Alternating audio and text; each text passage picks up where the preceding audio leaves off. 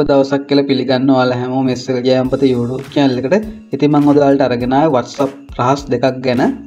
ඉතින් පළවෙනි එක තමයි අපිට පුළුවන් අපේ contact list එකේ ඉන්න හැමෝටම එකම message එකක් යවන්න.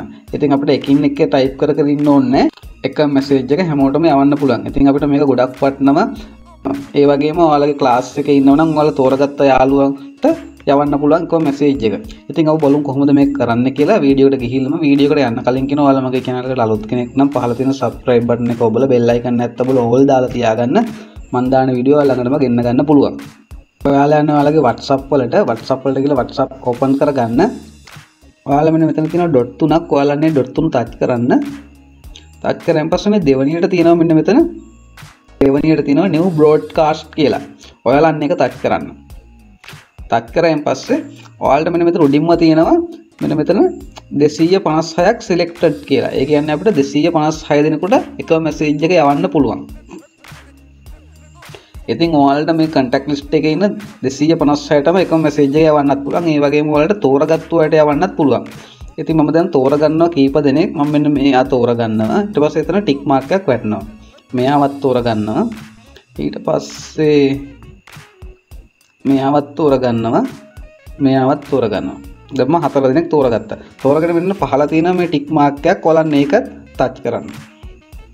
ටච් කරාන් පස්සේ දැන් ඔයාලට තියෙන මේ උඩින්ම තියෙනම 4 recipes කියලා. ඒ කියන්නේ අපි contact list එකේ නම් ටිකක් වැටලා තියෙනවා. නම් 4ක් වැටලා තියෙනවා.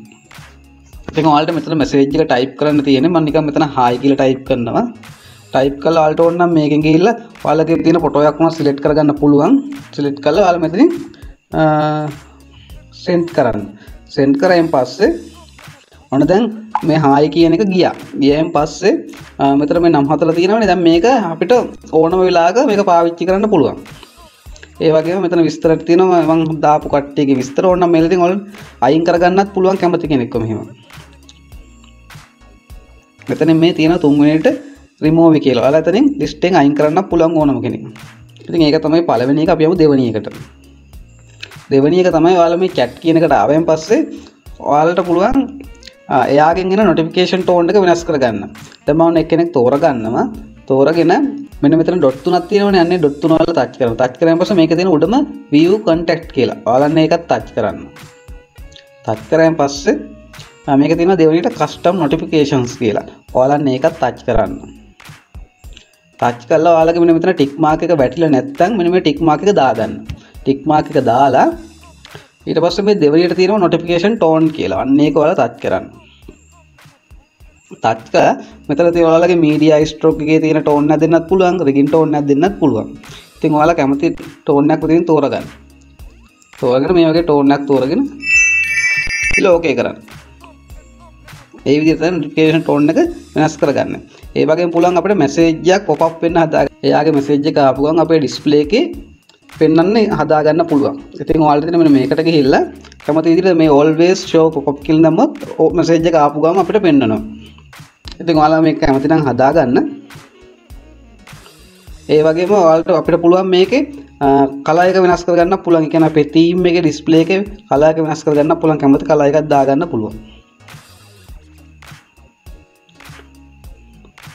ඒ වගේම අපිට WhatsApp call එකක් ආවොත් එයාගේ call එකට අපිට වෙනම tone එකක් තෝරලා දාගන්න පුළුවන්.